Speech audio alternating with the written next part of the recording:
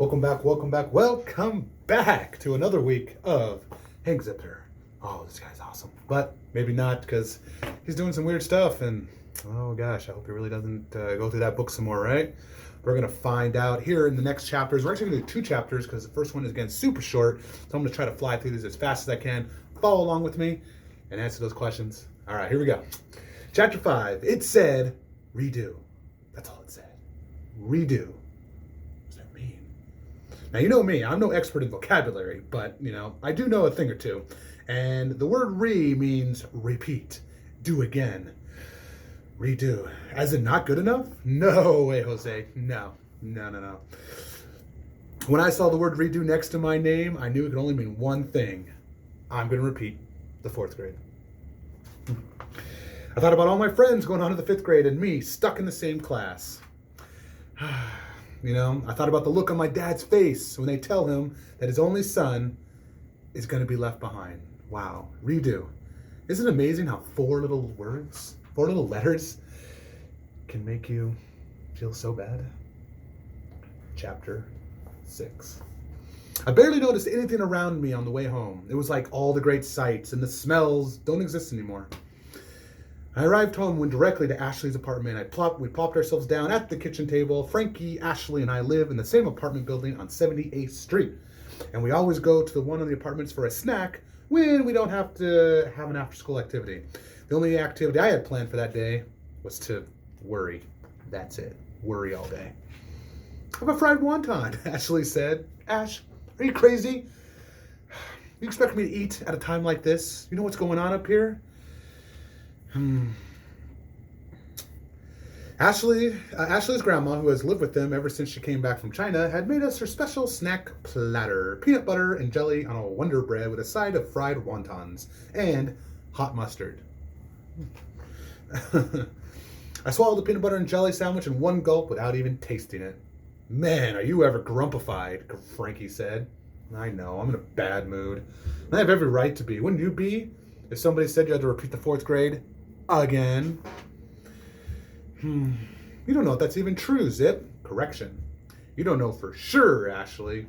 Wait, you don't know for sure. Ashley doesn't know for sure. Her tropical fish doesn't know for sure. But oh yes, I know for sure. I hated the sound of my own voice because I couldn't help it. I was so mad. Then Ashley burst out laughing. What's so funny, I asked. You said if you'd eat anything crunchy, you wouldn't be so grumpy.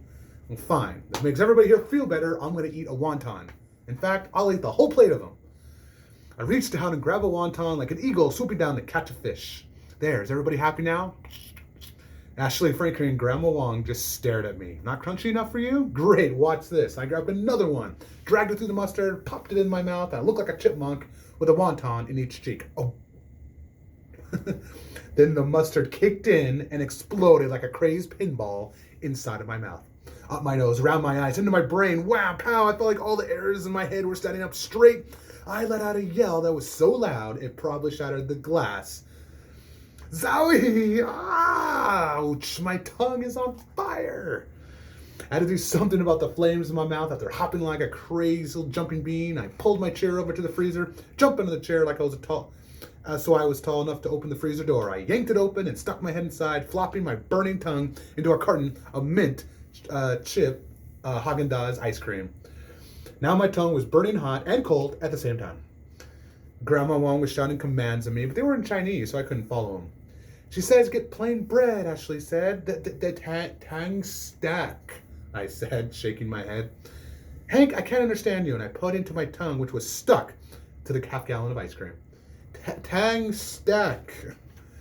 In case you're laughing right now, let me just ask you to try talking clearly when you have a carton of ice cream stuck to your tongue. You try that.